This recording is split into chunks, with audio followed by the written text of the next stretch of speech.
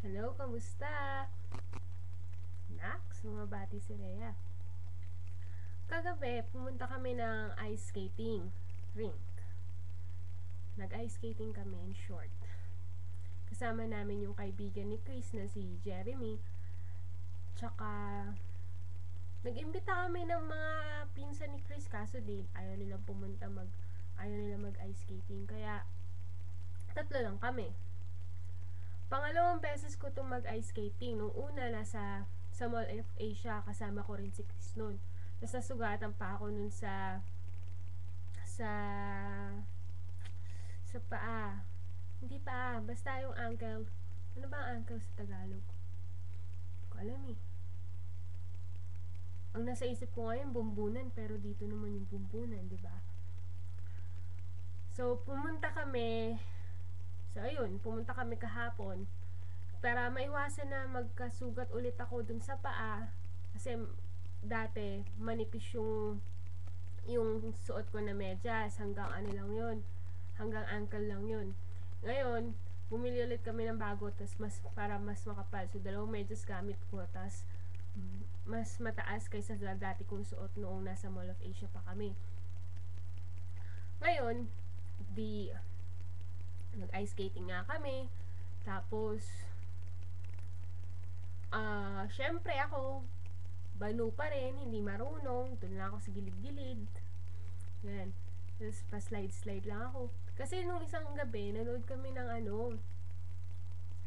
ng Winter Olympics, yung figure skating, yung gagaling na ng mga contestants. Basta yung paikot-ikot sila sa ice skating ring. So, na-inspire kami, kaya kami nag-ice skating ngayon. Ay, kagabi pala. Tapos, ayun, doon lang ako sa gilid-gilid, pa-practice, sa slide-slide. Kasi sabi ko, tutuusin, nag-slide lang naman sila. Pero, sa TV kasi, parang pag pinapanood mo, ang dali-dali lang ginagawa nila. Pero pag nandun ka na, ay nako, nakakatakot. Ang kamalaglag, maano ka. Kasi, sabi nga ni Chris, kailangan ko challenge yung sarili ko, kailangan ko masyadong matakot. Kailangan sikapan kong wag dun sa gilid. Tapos, yung weight ko daw, dun lang daw itulak ko daw yung ice skate, hindi daw ako parang naglalakad, kundi basta parang ilagay ko daw yung timbang ko dun sa paa, hindi sa paa atras, kundi pa forward. Basta pa forward daw. Di sinusubukan ko, pa slide ako ganyan. Matagal-tagal bago ako nalaglag, promise. Tagal-tagal. Nung una, hindi masyadong masakit eh. Nung sinabi ko kay Chris, nalaglag na ako. Sabi niya, buti naman. Kasi, ibig sabihin, nagta-try hard ka. Yan. Hindi, ayun. Hindi, try pa ako ng try na matuto. Pa-slide ulit ako. Nalaglag na naman ako. Kasi paatras. Laging paatras yung ano ko kasi siguro nga, ganun yung yung estilo ko, nasa likod yung timbang, kaya nalalaglag ako paatras. Kaso, nitong pangatlo at pang-apat na nalaglag ako, promise, mas masakit. At anong nangyari sa akin? Eto, maga ang aking mga wrist. Actually, hindi mamaga, basta masakit siya. Kasi paghatid namin kay Jeremy sa bahay nila, nilagyan ko to ng yelo. Yan, so nilagyan ko to ng yelo.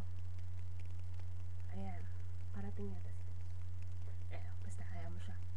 So ito, nilagyan ko to ng yelo dito. Ayan, dito, kasi masakit dito, promise hanggang ngayon. Tapos dito, nabigla yata sa pagkalaglag sa akin. So masakit dito. Walang pasa pero kapag binaba ko siya, masakit. Pati dito sa kaliwa. Ayan. Ayan, masakit dyan. So, dito masakit. Dito. Basta dito sa wrist talaga, sa paligid. Ito nga, may pasa akong maliit dyan Pero kagabi, nilagyan ko ng yelo kaya siguro medyo lumiit-liit na siya.